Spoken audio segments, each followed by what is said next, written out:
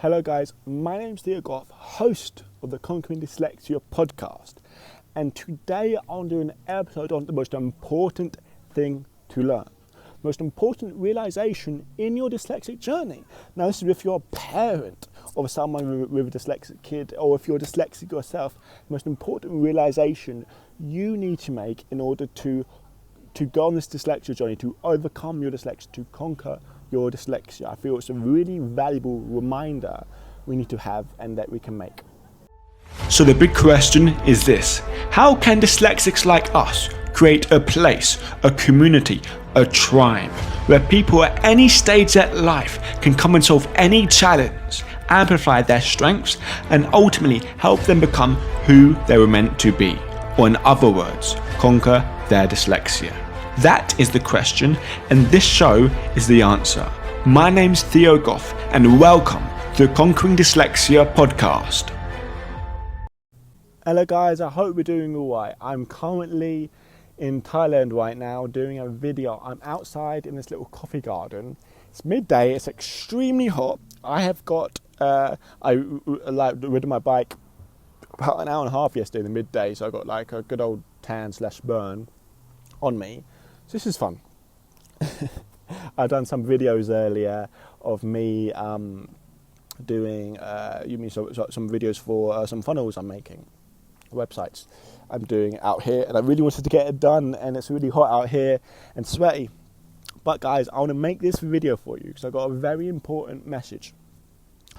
And I feel it's a reminder that we need to make sometimes for ourselves. And just basically answering the question, okay, what is the most important thing to learn on our dyslexic journey? What is it? Like if you're on your dyslexic journey, what would be the number one thing to learn that would give you everything else? And it's basically this. Well, I want to say two things, two big things to start you off in this journey. It's nothing to do with understanding dyslexia. It's to do with, one, understanding yourself, and number two, taking responsibility. I'm trying to think of another way to put it, but it's taking responsibility of yourself, realizing that you're the only one that can do it. You're the only one that can change you. You're the only one that can help yourself. No one else can.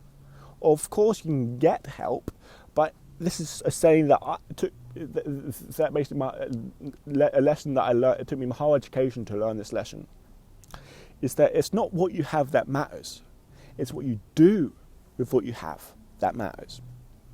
And this is basically saying that, look, you can have all the help and support, but unless you actually want it, unless you're actually craving for it, unless you actually use it to its full advantage, it ain't going to help you.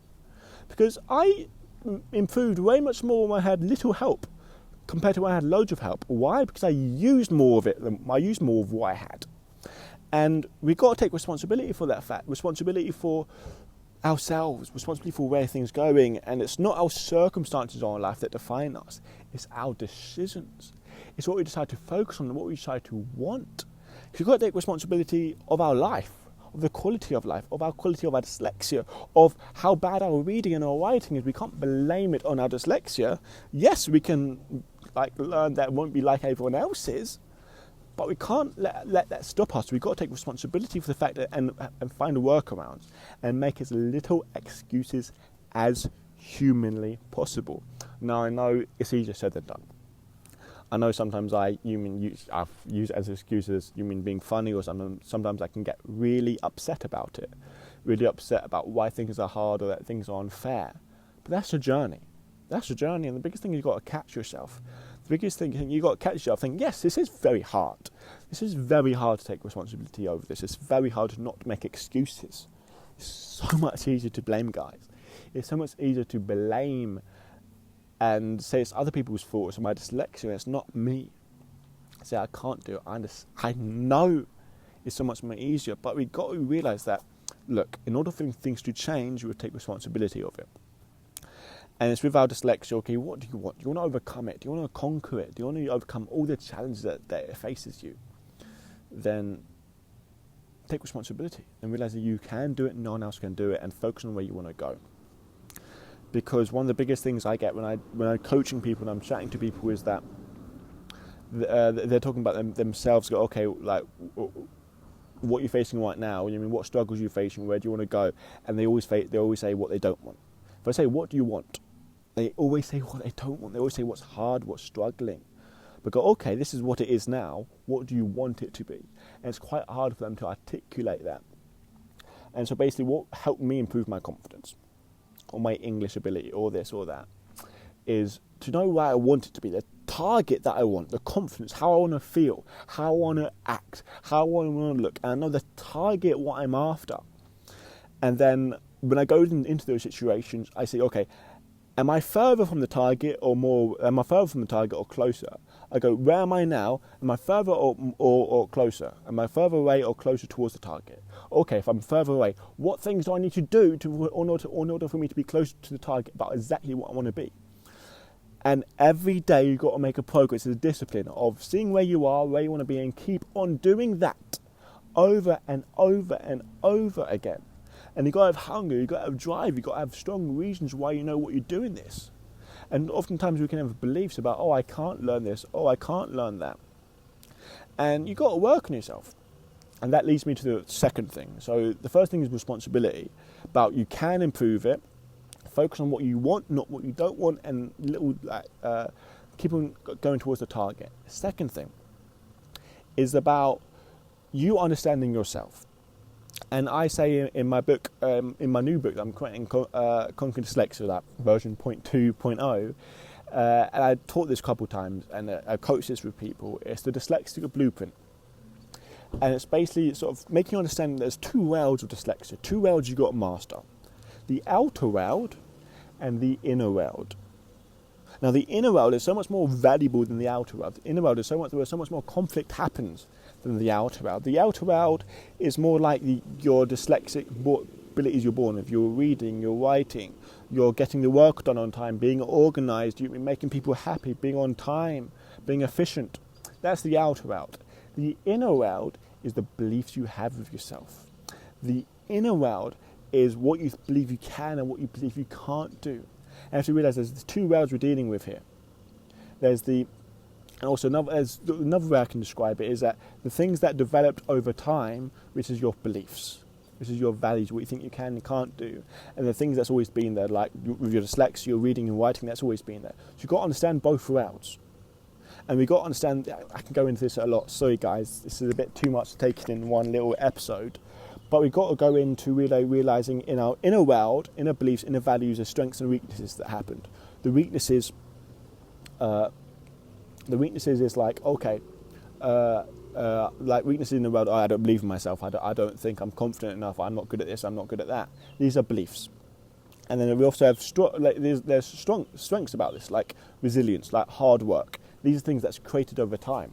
But then things that aren't, but things that like been since birth, like, okay, reading and writing, but also their strengths, like our dyslexic strengths, like creative thinking, out of the box thinking, creating connections between seamlessly unrelated objects or situations. There's so many strengths.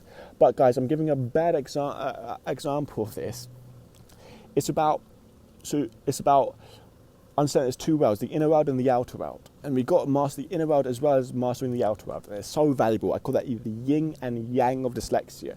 The yin of dyslexia is the physical problems. Like, what is dyslexia? And the yang of dyslexia is the emotional side of things. It's like the impact of trying and failing after years and years and years of being at the education, and what beliefs that made you have about dyslexia.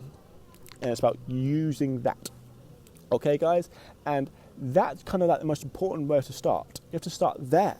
Because from that point, you can go forward. From that point, you can learn about your dyslexia, and then you can learn about yourself, and you work on yourself. And there's so much more, guys, to that thing. But those are the two key things that I want you to learn in order for you to conquer dyslexia. Anyway, guys, hope we're well, hope we're doing well. I'll see you all again soon. Bye. Hey guys, I hope you enjoyed today's episode. Now, I got something really exciting I want to share with you. over the last 5 years, I've been absolutely obsessed with learning everything I can about dyslexia and how they can overcome their challenges and maximize their strengths. And I've been spending many hours on many days scouring the internet to find solutions to the problems. And I found many solutions. So over quarantine, I was thinking, what if I scour the internet again? What if I go through every last resource that I've been through before and take everything that's useful and put it into one place? And that's how I filled up a lot of my time in quarantine. I scoured the internet and found all the most inspirational, all the most informational, all the most useful videos about dyslexia out there and put them all into one place, so you don't have to waste time scouring the internet to find solutions to your problems, so you know there's only one place to go. And this thing I created is called the Dyslexia Black Book. You can get it at conqueringdyslexia.net/Black Book. Now, I'm wanting to offer this to you and present this to you completely for free because I want to save you time. I want to save you time so scouring the internet and not finding the answers like I've done. If you go to conqueringdyslexia.net/Black Book, Conquering Dyslexia Black Book, you'll find it. Or guys, you can just click the link in this episode description to find it. But yeah, guys, that's the special message I wanted to share with you today.